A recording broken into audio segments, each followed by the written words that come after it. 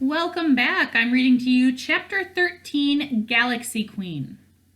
The twins stepped into the beam of light and re-entered the world of Connor's handwriting.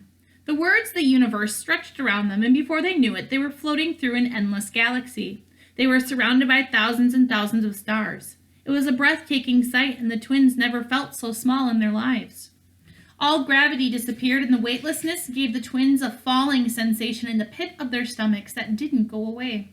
They moved their arms and legs and tried swimming through the emptiness, but there was absolutely nothing to swim against. Connor barely caught the corner of his binder before it floated out of reach and tucked it safely into his backpack with the flask of portal potion.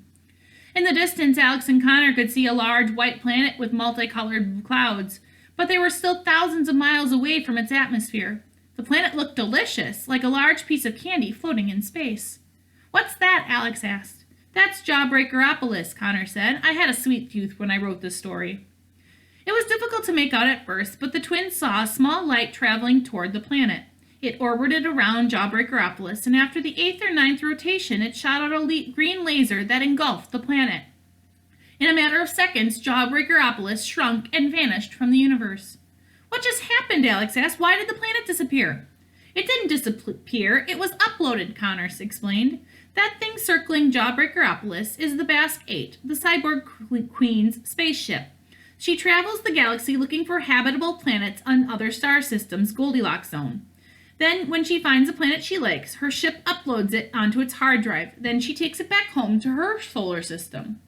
"What's a Goldilocks zone?" Alex asked. "It's an area of every solar system that's not too hot and not too cold to host life," Connor said. "That's actually what scientists call it. I swear I'm not making it up."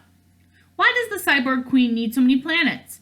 "The cyborgs have outgrown their home planet and need more room," he said. "The Queen travels with an army aboard her ship in case she runs into any trouble. We need to get aboard the Basque 8 and retrieve her, convince her to let us borrow her soldiers." Connor opened the binder and aimed the beam of light in the direction around him, like a busted lighthouse, to get the Basque 8's attention. It must have done the trick because the spaceship zoomed toward the twins without a few seconds. It was hovering in just 100 yards away from them. The Basque 8 was a ship the size of a cruise ship. It was made from red steel and had wings like a plane. A cluster of satellites and antennae near the top made the spaceship look like it was wearing a crown. "Whatever happens, just follow my lead," Connor told his sister. "I'm not going to tell them I'm their creator. I learned that lesson in Starboardia, but I think I've got something up my sleeve that will work." "You're the boss," Alex said. Large speakers stuck out of both sides of the Basque 8, and someone aboard the spoke to the twins. The voice was very proper and sounded awfully familiar, but Alex couldn't tell who it reminded her of. "Attention, unidentified life forms," the voice said. "Please state your name, species, and home star system." "I'm Connor Bailey, and this is Alex," he announced. "We're human beings from the planet Sycamore Drivius on the Willow Crustian system." "What are you doing in the middle of space?" the voice asked. "Our spaceship was hijacked by orphanotics," Connor said. "Would you mind giving us a lift back to our planet?" Connor was confident the tall tale would grant them admission to the Basque 8, and he gave Alex a thumbs up. She hoped whatever plan he was cooking was going to work. There was silence from the speaker as whoever was on the other side considered the request. "Any enemy of the orphanotics is a friend of ours," the voice said. "Please come aboard." A large compartment door opened and two steel claws reached out of the Basque 8 and plucked the twins from space like stuffed animals in an arcade prize machine.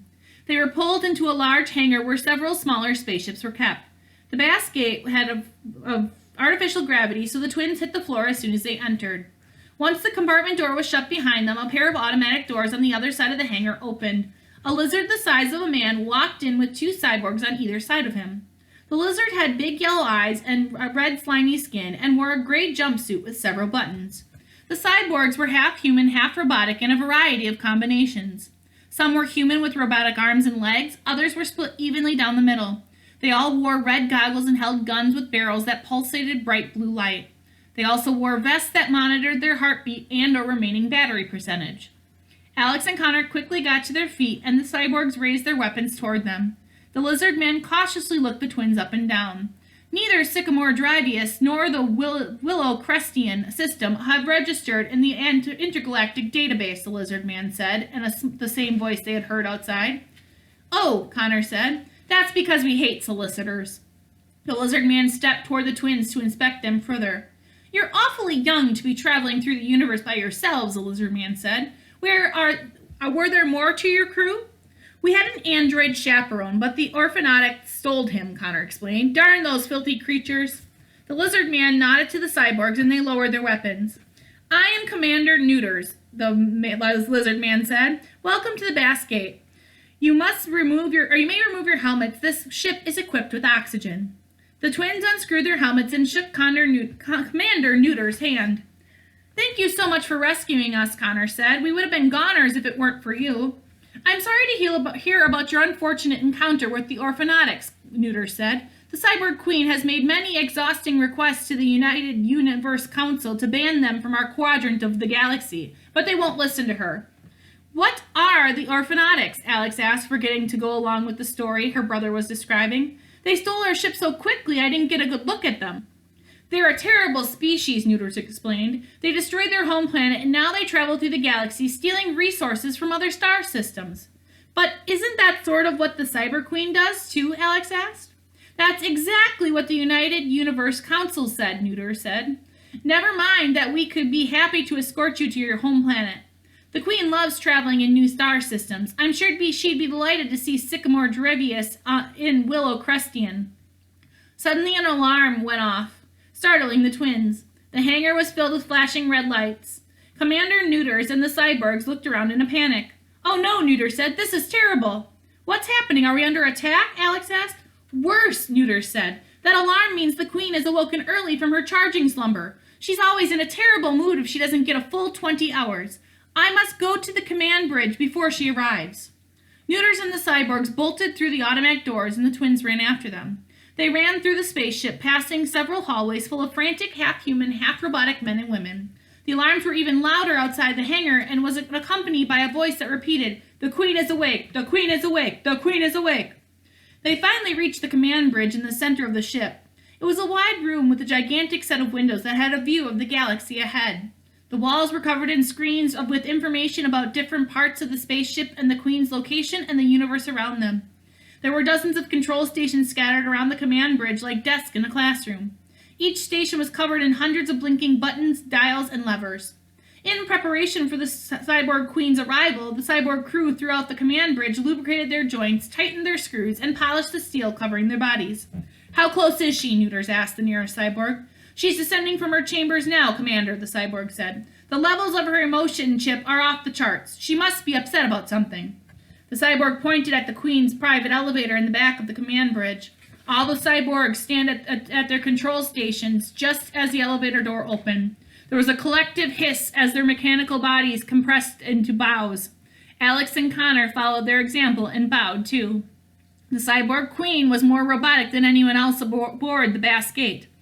She was the only humanoid from the chest up, and even that was questionable. Her chin, her nose, and most of her forehead were covered in metal plates. Her left eye was a camera lens, and instead of hair, her head was covered in wires that wove through a beehive of gears like a film on a projector. On the top of her head, above the wires and gears, was a steel crown. The word Queen blinked on it like the numbers on a digital alarm clock. The Queen had thin metal arms and her steel body was shaped to look like she was wearing a gown. She had wheels instead of legs and rolled out of the elevator and onto the command bridge. The twins could tell she was mad because her lens was twitching and a few of her wires snapped and stuck straight up. Your Majesty, Commander Neuter said with a deep bow. We weren't expecting you to wake early. Did you have a restful charge? Someone left the gravity on in my chambers while I was charging, the cyborg Queen said sharply. Not only did it prevent me from having a restful charge, but when I awoke, the human side of my face was puffy. With this, Alex realized why the Galaxy Queen was so familiar. She was embarrassed it had taken her this long to click. Without a doubt, the Cyborg Queen was based on Red Riding Hood, Commander Neuters was based on Froggy, the Orphanautics were based on the orphans Red despised, and the Basque 8 was a clever play on the word basket, and the Cyborg Queen's passion for collecting planets was based on Red's passion for real estate. You didn't, Alex whispered to her brother. Connor knew exactly what she was referring to by her smile. Yes, I did, he whispered back. The cyborg queen rolled through the command bridge and glared at her cyborg crew, waiting for one of them to step forward. Well, she said, somebody better claim responsibility or I'll take away battery privileges for the entire ship. The smallest cyborg in the command bridge became so nervous he began short-circuiting. Sparks flew out of his mechanical neck and his head started spinning. He fell to his knees and pleaded for forgiveness. I'm so sorry, Your Majesty, the small cyborg said. I was inspecting the artificial gravity generator and forgot to adjust the pressure in your chambers. The cyborg queen rolled her human eye and her lens pointed upward. Commander Neuters, please have this cyborg restarted before he catches on fire, she ordered, and have him reprogrammed to remember the priorities of his assignments. Yes, ma'am, Neuters said, and nodded to the cyborg soldiers. Take him to the upgrade center. And I'm going to stop that there. We'll continue the second half of the chapter in the next video. I'll see you guys then.